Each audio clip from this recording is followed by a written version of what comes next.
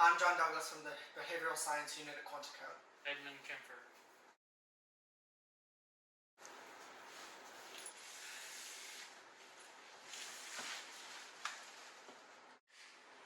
So, John, no recordings, please. The guards tell me you have this idea.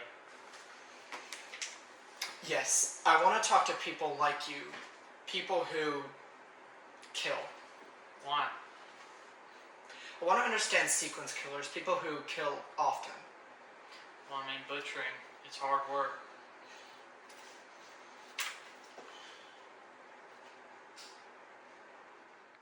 It's interesting that you call it work.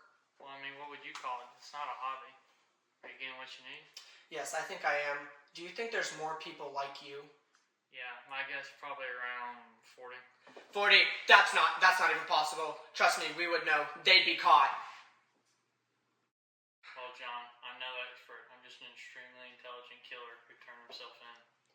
So, my idea, Ed, I can learn a lot from a successful guy like you. Good afternoon, Mr. Manson. Yeah, what do you want? I'd like to talk to you about your philosophy and the motivations behind your actions. To start, can you tell me what you believed you were trying to achieve with the Manson family? You think you can understand me? You think you can get inside my head? Make sense of it all? I was just showing people the truth of the world, man. They're all asleep. I woke them up.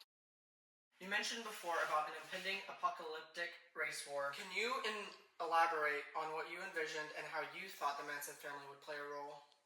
The world's been asleep for too long. They needed a wake-up call, a way to get them moving. I was just a messenger. They're all just waiting for something to stir them up, and I gave them that. Helter-skelter, you know? It's all part of the plan. You spoke of helter-skelter as a catalyst for the race war. Where did that concept originate for you? It's in the air, man. People are divided. It's just a matter of tipping the scales. I see it in the music, in the media. It's the way people are acting. I just gave it a name, a direction. Looking back, do you think your followers were aware of your true intentions, or did they simply follow you blindly? They followed because they wanted something. I gave them something to believe in, something bigger than their little lives. They didn't need to know all the details. They just needed to trust and to follow. Many of your followers were very young. What was it about your message that attracted them? They were lost, searching for something. I offered them a family, a cause, a way to feel important. They were all ready to latch on to anything that made them feel alive, and I gave them that. Your actions led to the deaths of several people, and your influence on your followers resulted in horrific crimes. Do you ever reflect on the impact of what you've done? Reflect? I'm just a part of the machine, man. I did what I did because it was my path. People have their paths too. I'm not here to judge them. I'm just a reflection of the chaos out there. Finally, do you think that you'll ever understand or fully accept the consequences of your actions? I'm not here to play by your rules or your understanding of right and wrong. I did what I did and I'm living with it. Maybe you'll understand someday, but I'm not here to explain myself to you or anyone else. Thank you for your time, Mr. Manson. Whatever, man. You think you've got it all figured out, but it's all just a game. Good morning, Ted. How are we feeling this morning? Very well.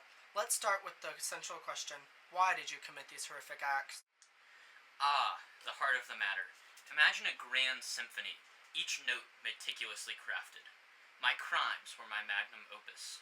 It was about orchestrating control, about playing the maestro in a dark, twisted performance. The thrill came from being the ultimate conductor of fate. Control seems to be the recurring theme. What was the true driving force? Control, yes, but with an added layer. Picture a grand stage where every move is calculated. The real excitement was in the unpredictability, the improvisation. It was about weaving a web of deception and watching it ensnare those who trusted too easily. As it appears, your victims were predominantly female. What drew you into them? They were the stars of my show, so to speak. Youth, beauty, and vulnerability. Such captivating elements. They embodied a purity that I could corrupt, turning them from unsuspecting stars into tragic figures in my drama.